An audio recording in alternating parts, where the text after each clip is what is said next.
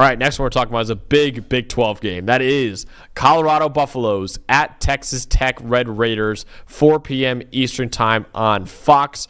And really, Dawn, the storylines to know is, can Colorado continue to put the pressure on BYU and Iowa State? Because I said it last week. Even though they're on a bye week, Colorado was arguably the biggest winner of Week 10 because two of the three teams ahead of them in the Big 12 standings, Iowa State and Kansas State, both suffered losses. Not only losses, in-conference losses as well. Because of that, Colorado jumped Kansas State in the Big 12 standings, a team that actually beat Colorado, by the way. So if they're tied, Kansas State gets a tiebreaker because they beat Colorado. But now the Kansas State has 2 conference losses, and Colorado only has 1. Colorado now is above Kansas State in the standings, and Iowa State is now tied with Colorado in the Big 12 standings as well. So now they're going to face a team that actually beat Iowa State in Week 10 that they can thank in Texas Tech.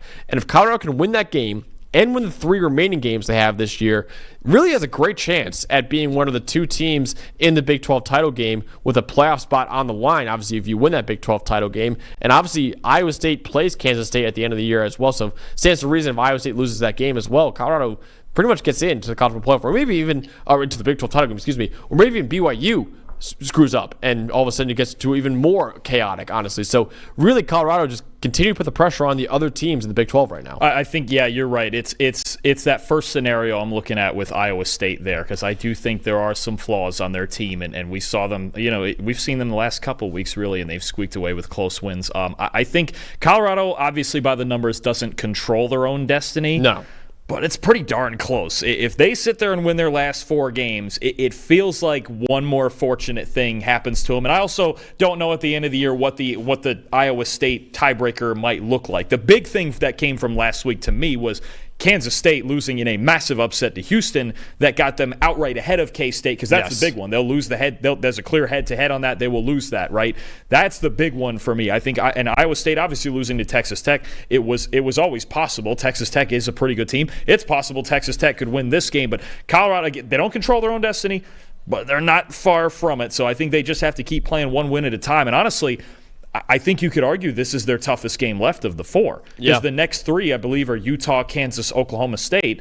I think Colorado's better than all 3 of those teams. I think they're better than all 4 of these teams, but going down to Lubbock against an explosive offense like Texas Tech, that's a tough task. So this is going to be a fun game, honestly, and I think Colorado, they have a lot on the line in this game. They really do, and you look at it right now, Texas Tech, you could argue, is maybe the best Big 12 team outside of the Big 4 of BYU, Iowa State, Colorado, and Kansas State, right? Arizona State's up there as well, and so is Cincinnati and other schools like that. But Texas Tech, after beating Iowa State, they're a dangerous team, as you saw. I think they have the most dangerous offense outside of the rest of those top 4 that you just mentioned, and that's really what makes it happen there. Absolutely. So, Dawn, you actually have the opposing offense, so that is Colorado in this one. Obviously, Shedeur Sanders and Travis Hunter and all they got there. So what should we be looking out for when the Buffaloes have the ball? Okay, so sometimes I do all my deep dives, and I sit around for 2 hours at a time looking at all sorts of complicated numbers and poring over end zone angles and doing all. Okay, now the obvious is the obvious here. Look,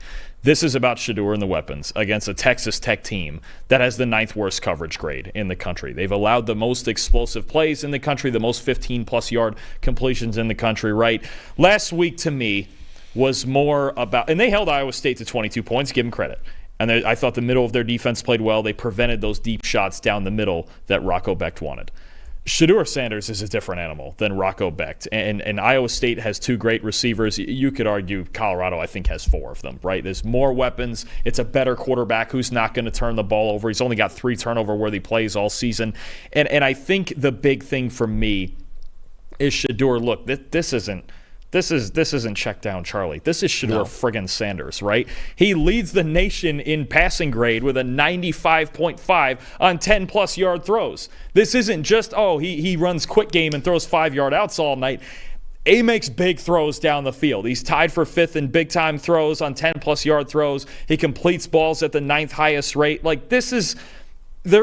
On paper of any game we're doing here, there's not a bigger mismatch than Shedeur Sanders and Travis Hunter against Texas Tech secondary, which is giving up points left and right. They give up almost 35 points a game. I mean, and they just give up passing yards like crazy. Travis Hunter, in his own right, he's caught the 7th most 10-plus yard passes among all wide receivers, and he's 6th in receiving grade. You talk about a game where, look, if there's somewhere where you can bet overs on player props and stuff, it's Shedeur and Travis Hunter this week. Because whether they go down or not in this game, they're going to come out swinging for the fences, and they have every reason to believe that they can. If there's a game where Shedeur Sanders is going to come out and throw for 350, 400 yards, it's this one. This Texas Tech defense, there may not be a team with a bigger divide between their offense and their defense right now than Texas Tech, because their offense is pretty darn good, especially when Baron Morton's not turning the ball over. But this defense, I really believe, for as much as they did pick off Rocco Becht a couple times, I thought last week's game was more about Iowa State losing it than Texas Tech winning it. And I'm not trying to discredit anybody. Texas Tech won the game. They earned it. That last drive from Morton and Brooks and all that was great. But Texas Tech had plenty of opportunities, especially down in the red zone. I went over how they didn't finish drives. They had plenty of opportunities to score 40, 45 points in this game, and I think Colorado should feel the same way that they could do that, just like almost every other team this year has done. Absolutely. So, yeah, that's definitely a mismatch. And, the obvious matchup on the other side of the ball is Taj Brooks, their running back, who's their star running back, against Colorado's run D. But I want to go into something different on that side of the ball. Can Colorado get after Baron Morton? Because while Taj Brooks is the star of their offense, I'm not denying that, it may surprise a lot of you to find out that right now Texas Tech is 105th in how often they run the ball this year. They're 105th in the country. They run the ball about 40% of the time right now. So Baron Morton is relied on for like 60% of their plays, and if you look at his splits, he's a vastly better quarterback when he's kept clean than when he's under pressure. His 86.3 passing grade when he's kept clean is over 50 points higher than when he's under pressure. His passing grade under pressure is a 35.9, but luckily for him, Texas Tech has a really good pass-blocking offensive line. Right now, they're 9th in the nation in pressure rate allowed at about 22%, and they're 13th in the country in pass-blocking grade at 82.8. And really, the one real weakness, I would say, of Colorado's defense so far this year has been its pass rush, which has been kind of up and down. There's some games where it's really good, but most of the time it's been not as great. Right now, they're 88th in pass rushing grade this year. They're 56th in pressure rate at 32%. And they try to make up for that, obviously, by blitzing a lot. They blitz at a top 25 rate in college football at about 43%. But if you look at Baron Morton, he actually has a higher passing grade against the blitz at a 76.6 than against a standard rush at 72.1. So that's kind of rare. You see often a lot of times that a quarterback is better when he's not blitzed than when he is blitzed. Baron Morton has actually been better when he is blitzed versus when he's not blitzed. So yes, I'm not denying that Colorado's secondary-wise is more talented than what Texas Tech has in terms of its receiving core. But there's only so many secondaries that can cover for a long time before somebody gets open, right? So that's definitely what I'm looking for in this game. Is obviously, yes, Taj Brooks, you got to stop that guy. He's obviously the star running back for them. But also, you got to get after Baron Morton as well, because if not, he could have time back there and then not commit as many turnover-worthy plays that we've seen from him in the past. No, I agree, and I think there's a couple other things that I want to go over here. One, a matchup I really like in this game is in this slot where Texas Tech's best receiver, Josh Kelly, works in there. He had a huge game last week, right? Working against Preston Hodge in there in the slot. I think that's going to be a lot of fun, and I'm always curious to see where Robert Livingston goes with the coverages, right? It's something I've talked about almost every time we've done a Colorado game is it more man this week? Is it more zone? Is it one high, two high? Here's a fun stat I just had to pull up while you were going over all of that. Against man coverage this year, Baron Morton, 45.4 passing grade. I was just going to say that. So you just wonder if, you're going to get a battle on the outside here with Josh Kelly and those other receivers against Hunter and McKinney, and Kelly's going to get Hodge and Preston Hodge. It's going to be I'm telling you, that's going to be such a fun matchup between those two.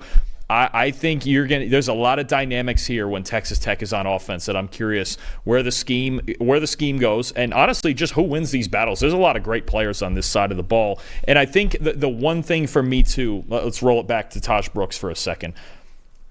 I think a big thing is going to be, okay, you have to tackle Taj Brooks. We know this, right? I think it's the reason that DJ Giddens had such a big day against Colorado because they just didn't tackle him. Honestly, I mean, it's hard to. These are great backs. These are NFL backs who are hard to tackle. The one thing I see that works more in Colorado's favor is Baron Morton, he's not Avery Johnson. right? You're not going to get all the option stuff and all the crazy stuff K-State runs. This is a very traditional running game where we've talked about before. Colorado's front seven is at more of an advantage when they don't have to deal with all the option stuff and quarterback run and all. Baron Morton is kind of a mediocre athlete. He's not going to take off and run a whole lot on you, especially in the design game. So it starts with Taj Brooks and Texas Tech, if they want to win. I think they have to run it through Brooks and run more often and control the clock here and then get to their perimeter throws and things like that. But I think there's a lot of dynamics, especially on that side of the ball that you just went over, that are really, I think that's the side of the ball that decides the game. I really do, because I think Colorado, again, the passing game, it's such a, I don't know what all of a sudden, after what we've seen for 8-9 weeks, what Texas Tech is going to do to stop this team of all teams. It's going to be a high-scoring game, I think, regardless, but I think your side of the ball that you just went over decides this game. Yeah, and not only that, but also, the Taj Brooks matchup is really important, but if you're letting up points scored left and right, you need Baron Morton to throw the ball. You're not going to be able to run the ball to victory if you're down big as well. So that's another big matchup. You need Baron Morton to show up in this game. You need your pass blocking offensive line. And I was going to go into that too, Dalton, is that he's a lot worse against man than he is against zone. I think this is the week where Robert Livingston dials up the pressure and blitzes a lot and just leaves his guys on an island, which he will trust against those receivers, and just dare Baron Morton to make throws. First down is going to be big for Texas Tech. I do think they need to run more. You said 105th in the country in their rate of run plays. 40% of the time. Yeah. I don't get that at all. When you have Taj Brooks sitting back there, if there's ever a game where Taj Brooks, you have to get out ahead early and just milk everything you have out of Taj Brooks. This is the game.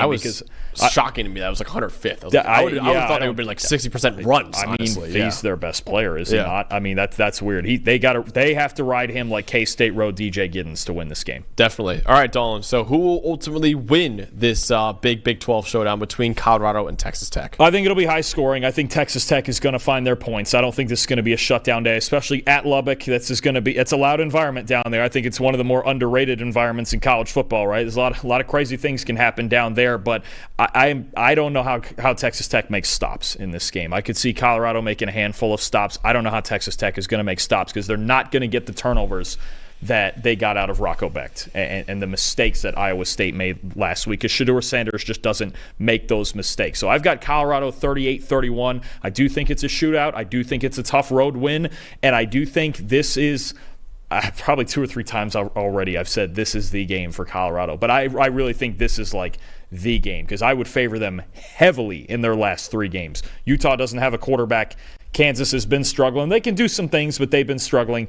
And Oklahoma State has obviously been struggling as well. I think this is the game that needs to start this path towards 10-2, and they could very well get there. If they come out and dominate in this game, I would be incredibly impressed. Or if they won, even if they won the same way they did against Cincinnati, where they were clearly the better team, it's just that's the one thing you have to get over is, 1, you have to tackle Taj Brooks, and 2, you just got to get in that road environment and play your game, right? Don't get too hyped up. Don't get caught up in the noise. 38-31 Colorado shootout, but Texas Tech does not make enough stops. Yeah, I think it'll be a high-scoring game as well. I would 34-28 Colorado winning this one. I think Shedeur Sanders is going to pick apart the Texas Tech defense. A lot like what I said before about Cam Ward against Georgia Tech. I think it's the same thing right here. I think he's going to pick them apart, and they'll continue to put the pressure on the other top contenders for the Big 12 title race. And what is a wide-open conference right now, and Colorado winning this game would be pretty big for them to maybe get into the Big 12 title game at the end of the year. Hey, thanks for watching another episode of the PFF College Football Show. Please make sure you guys subscribe to the channel. Also, subscribe to PFF Plus at subscribe.pff.com for all of the same data and grades that we use in our show, plus fantasy tools, betting tools, and our mock draft simulator.